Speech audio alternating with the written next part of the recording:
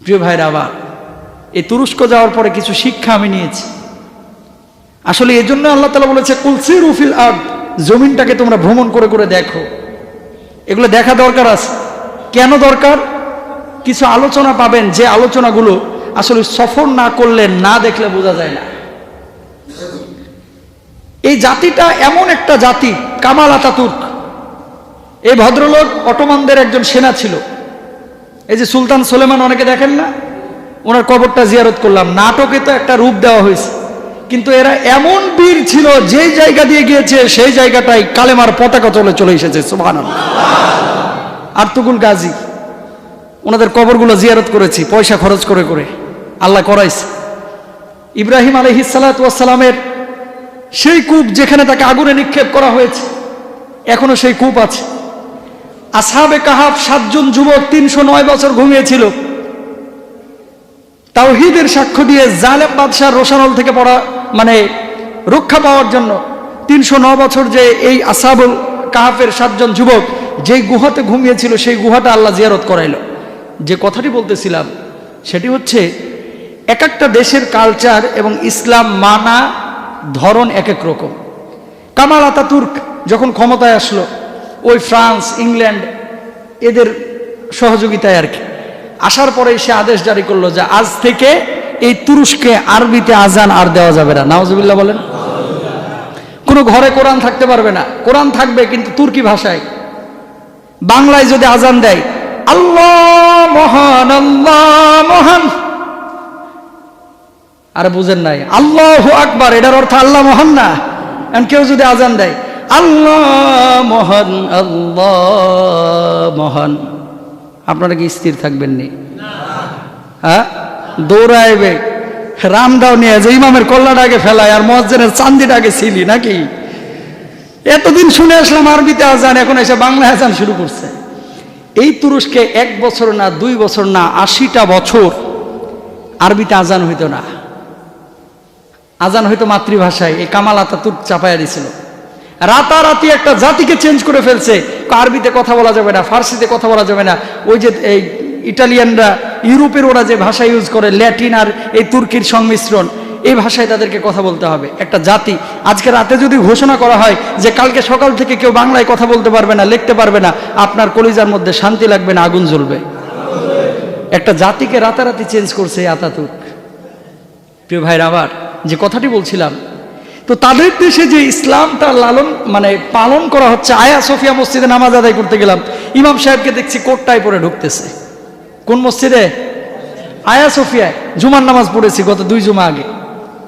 তো নামাজ পড়তে যাওয়ার পরে ইমাম সাহেবকে নামাজের পরে দেখলাম যে একটা আবায়া পরা। ইমাম সাহেবকে বললাম যে হযরত কেমন আছেন? তো উনি আরবি বুঝেন আলহামদুলিল্লাহ।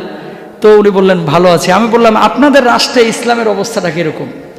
আমাদের দেশে ইসলামটা হচ্ছে মিশ্রিত ইসলাম। কথা বুঝেন নাই? আমরা তো সুলতান এরদোয়ান বলি, তাই না, যে তার মাধ্যমে ইসলামী জাগরণ ঘটবে। ঘটবে ইনশাআল্লাহ বলেন। 2023-এর পরে ইনশাআল্লাহ এই পৃথিবী হবে ইসলামিক বিশ্ব, ইনশাআল্লাহ। কারণ লুজান চুক্তি শেষ হচ্ছে। বসফরাস প্রণালী, যেটা মারমারা সাগরের অংশ, ইউরোপ থেকে যত পণ্য আমদানি রপ্তানি জাহাজগুলো চলে, এই জাহাজগুলো তুরস্কের উপর দিয়ে যায়।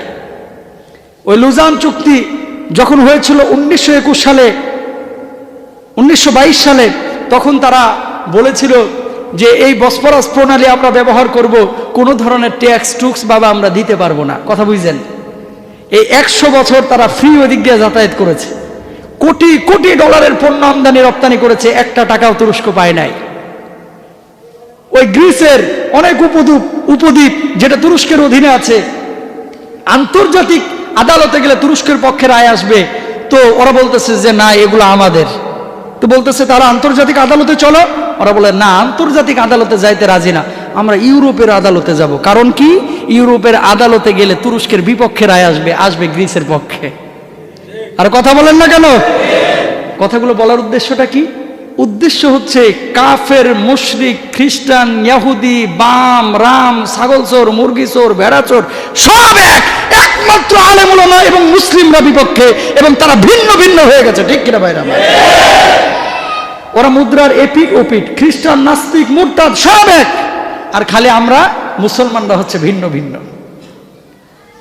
এরদোয়ান সরকার 1923-এর পরে বলেছে এই বসফরাস প্রণালী দিয়ে যত জাহাজ যাবে প্রত্যেকটা জাহাজকে ট্যাক্স দিয়ে তারপরে যাইতে হবে। কথা বুঝেন নাই? তো ওই বসফরাস প্রণালী আটকে দিলে ইউরোপ অনেকটা কানা হয়ে যাবে। কি এই জন্য ট্রাম্প বাবুরে নিয়ে অনেক তদবির করলো, বাইডেন নিয়ে এখন অনেক তদবির করতেছে যে এই প্রণালী, এই মারমারা সাগরের এই প্রণালী, জাহাজ যাতায়াতের রাস্তা যেন বন্ধ না হয়, ট্যাক্স ফ্রি ভাবে যেন আমরা ঢুকতে পারি। কথা বুঝতে পেরেছেন? এরা তদবির শুরু করেছে। এরদোয়ান আবার সংসদে সেদিন ঘোষণা দিছে গত সোম মঙ্গলবারে 36 লক্ষ না 46 লক্ষ সিরিয়ান শরণার্থী এই তুরস্কে রয়েছে। ভাই, ভালোবাসা কাকে বলে? তাদেরকে চিকিৎসা দিচ্ছে, সেবা দিচ্ছে, আমরাও রোহিঙ্গাদের দিচ্ছি। এবং এই বাচ্চারা, এই সন্তানগুলো যারা মুসলমান নিপীড়িত হয়ে এখানে আছে, তাদের সঙ্গে কেউ খারাপ আচরণ করে না। ইউরোপিয়ানরা একজন শরণার্থী নিজ আগ্রহে নিতে চায় না, অথচ মুসলমানদের দিকে বারবার মানে এই মধ্যম আঙ্গুল তুলে আর বলে মুসলমানরা জঙ্গি, মুসলমানরা উগ্রবাদী, মুসলমানরা ইসলামিক, মুসলমানরা যত ধরনের সন্ত্রাসী কর্মকাণ্ড আছে সব করে। এটা বলে কি বলে না?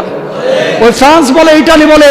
আর ওই ফ্রান্সে আজকে 4000-এর উপরে মসজিদ, যেগুলো এখন কোনো অস্তিত্ব নেই। ঠিক কিনা ভাইরা আমার?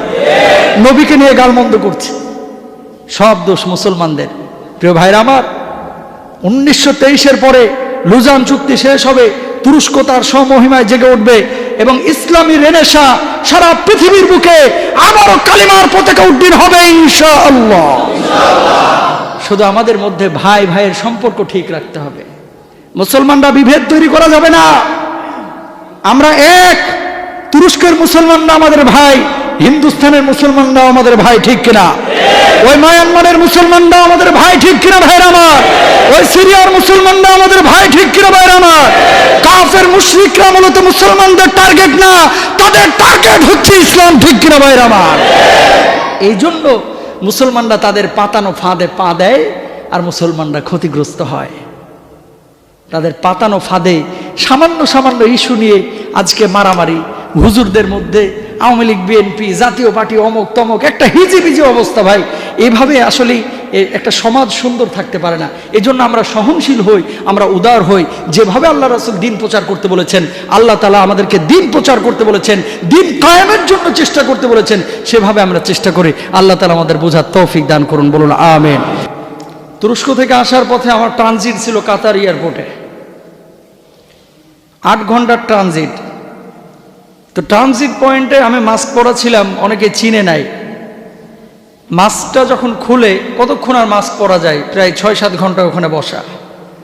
মাস্কটা যখন খুললাম, খোলার পরে দেখি বাঙালি যারা অন্য অন্য দেশে যাচ্ছে কাতারে ট্রানজিট, যেই দেখে সেই এসে ছবি তোলা শুরু করে। আলহামদুলিল্লাহ বলে। এটা প্রশংসনীয় কাজ না বা সম্মানেরও কাজ না। মানে মানুষজন চিনছে, জানছে, একটু কুশল বিনিময় করছে, তারাও ভালোবাসে আল্লাহর জন্যই। ঠিক কিনা? 13 থেকে 14 জন মানুষ এরকম করলো এবং 4-5টা গ্রুপ এসে এরকম করলো, যারা বিভিন্ন দেশে যাচ্ছে। হঠাৎ একজন আমেরিকান নাগরিক, যিনি বাংলা ভাষাভাষী, তিনি এসে বললেন যে মোহতারাম, আপনার লেকচার তো আমরা শুনি, তো কিছু খেতেই হবে। তা আপনারা তো জানেন যে এয়ারপোর্টের ভেতরে জিনিসপত্রের দাম কি থাকে। উনি একটা কফি আর একটা স্যান্ডউইচ, ছোট্ট একটা জুস জোর করে আমার হাতে দিয়ে গেল। তো ঘটনাচক্রে ওটার যে বিলটা, ওই বিল উনি পে করেছেন, কিন্তু রিসিপ্টটা ওখানে আমি দেখলাম আর কি, ওখানে ছিল। বিল হয়েছে আপনার বাংলাদেশি টাকায় মাত্র আপনার $70, সরি US ডলার। বাংলাদেশি টাকায় বিল হয়েছে $70, বাংলাদেশি টাকায় এখন 85 করে গুণ দেন, প্রায় অনেক টাকা। 7,000 হতে পারে, 7,000-এর কিছু কম হতে পারে, প্রায় 7,000। বলার উদ্দেশ্য হচ্ছে এই, প্রিয় ভাইরা আমার, একজন মানুষকে ভালোবেসে একটা মানুষ 7,000 টাকার কফি, স্যান্ডউইচ আর একটা জুস দিয়ে চলে গেল। তার কাছে এই টাকাটা মুখ্য না, ভালোবাসাটা মুখ্য। কথা বলেন না কেন? ঠিক এই 7,000 টাকা যদি আপনাদের মধ্যে কোনো একজন গার্মেন্টস কর্মী ভাই, যিনি অল্প বেতন পান, অথবা একজন রিক্সাওয়ালা ভাই, তিনি তার বাড়িতে আমাকে মেহমান বানিয়ে খাওয়াতেন, তাহলে তার কাছে কতটা পরিশ্রমের বিষয় হতো। তাহলে দেখেন ভালোবাসা দুটোই, রিক্সাওয়ালাও আমাকে ভালোবাসে, ওই আমেরিকান নাগরিক সেও কিন্তু আমাকে ভালোবাসে। একজন 7,000 টাকা বিল দিয়ে দিল, তার কাছে কিছু মনেই হলো না, কিন্তু এই রিক্সাওয়ালা ভাই যদি 7,000 টাকা কামিয়ে তারপরে আমার পেছনে ব্যয় করত, তার কাছে মনে হতো হুজুরকে আমি 7,000 টাকা খাওয়াইলাম না, যেন আমার কলিজা থেকে চিপে চিপে নিংড়ানো রক্ত খাওয়ালাম, ঠিক কিনা? তাহলে কথাটা বলার উদ্দেশ্যটা কি? উদ্দেশ্য আছে। উদ্দেশ্য হচ্ছে, প্রিয় ভাইরা আমার, আজকে ইসলাম আমরা পেয়েছি, মুমিন আমরা হয়েছি। এই ইসলাম পাওয়ার জন্য, মুমিন হওয়ার জন্য আলাদা কোনো ত্যাগ, তিতিক্ষা, সাধনা এবং রক্ত বিসর্জন আমাদের দিতে হয় নাই। বাবা ছিল মুসলমান, আমি মুসলমান হয়ে গেছি। মা ছিল মুসলিমা নারী, আমি মুসলিমা নারী হয়ে গেছি। দাদা ছিল মুসলিম, এই জন্য আমি মুসলমান হয়ে গেছি। চাচা ছিল মুসলমান, এই জন্য আমি মুসলিমের পরিবেশ পেয়েছি। বাবা ছিল মুমিন, এই জন্য আমি মুমিন হয়েছি। আমরা ঈমানের কদর করতে জানি না, ইসলামের কদর করতে জানি না। প্রিয় ভাইয়েরা আমার, আসহাবে রাসূল, রাসূল আকরাম সাল্লাল্লাহু আলাইহি ওয়াসাল্লামের সাহাবীরা যে ইসলামকে পাওয়ার জন্য ইসলাম নামক বৃক্ষের নিচে পানি নয় তাজা রক্ত ঢেলে দিয়েছিল, ঠিক কিনা ভাইরা? এমন ইসলাম আপনার আমার হৃদয়ের মধ্যে থাকতে হবে। আজকে প্রত্যেকটা মানুষ আমরা দাবি করি মুসলমান, মসজিদগুলো মুসল্লিতে ভরপুর হয়ে যাচ্ছে, নামাজির অভাব নেই, মুমিনদের অভাব নেই, টুপিওয়ালার অভাব নেই, দাড়িওয়ালার অভাব নেই, আশিকে রাসূলের অভাব নেই, কিন্তু প্রকৃত অর্থেই মুসলমান এবং মুমিন খুঁজে পাওয়া বড় দুষ্কর।